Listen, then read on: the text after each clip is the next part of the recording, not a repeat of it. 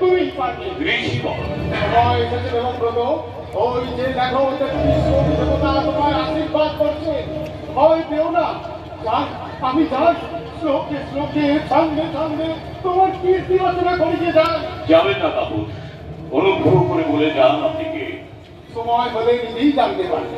আমাদের পরিচয় গোপন রেখো। আজ শুনে জেনে রাখো, তোমার ভূত ভবিষ্যৎ এবং বর্তমানের আমি স্রষ্টা এবং আমার লিপিকার মহেশ্বর পুত্র দেব গজানন।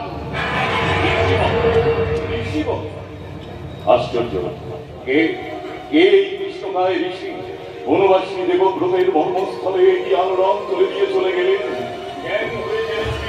মার গুরু পরশুরাম ছাড়া আমার আর কেউ নেই এই বিশ্ব সংসারে। অতি নগণ্য, অতি ক্ষুদ্র আমি, অথচ আমিই পারবো। হ্যাঁ বলছো, তুমিই পারবে। আমার আশীর্বাদে তুমি কি লোক জয় করতে পারবে। ধনুর্বেদী কাল তোমার সমাপ্ত হয়েছে দেবব্রত। আমার মধ্যে যা কিছু ছিল সব আমি তোমাকে দান করেছি। যদি তুমি ইচ্ছা করো সারা পৃথিবীর অধিষ্ঠ হতে পারো। আশীর্বাদ করুন গুরুদেব, আমি যেন আদর্শ মানব হতে পারি, বড় হিতে আত্মসুখ বলে দিতে পারি। দেবব্রত, আর তোমার একই ভাব অন্তর্ভুক্ত। তুমি ক্ষত্রিয়, রাজমুকুট রাজ সিংহাসন তোমার জন্য অপেক্ষা করছে। আমার মতো বনবাসীর জন্য রাজ সিংহাসন অপেক্ষা করছেন, এ কি প্রহেলিকা গুরুদেব?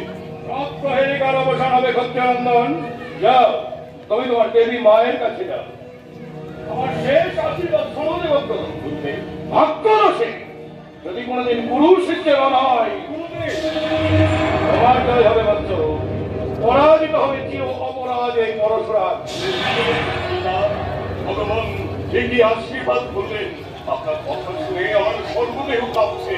গুরু শিষ্যের যুদ্ধ অসম্ভব, অসম্ভব। পৃথিবীতে সবই সম্ভব হচ্ছে। মহাকালের হাতের পুতুল আমরা। আমার এই হাতে আমি কি করেছি তুমি জানো? কি করেছেন গুরুদেব? নিজের গর্ভধারিণী মাকে আমি হত্যা করেছি। আপনি মাতৃ হত্যা করেছেন? আপনি আপনার নিষ্কাশে বিষ, নিষ্কৃতে ভূমিকম্প।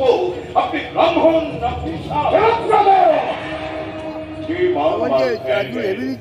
যে মা করুণার মন্দাকিনী ধারা 10 মাস 10 দিন যার অঙ্গে সন্তান একাত্ম হয়ে মিশে থাকে, সেই মাকে আপনি হত্যা করেছেন। না না, আপনি মহামানব নন, মহাপাপী। আপনার অস্ত্রবিদ্যা আপনি ফিরিয়ে নিন। জানি না আমি আমার গুরু নন। এবার দেখো পাপের অস্ত্র বলে তুমি পৃথিবীর অধিষ্ঠ হতে পারো। চাই না পৃথিবীর অধিষ্ঠ হতে। কাঠুরিয়া হয়ে আমি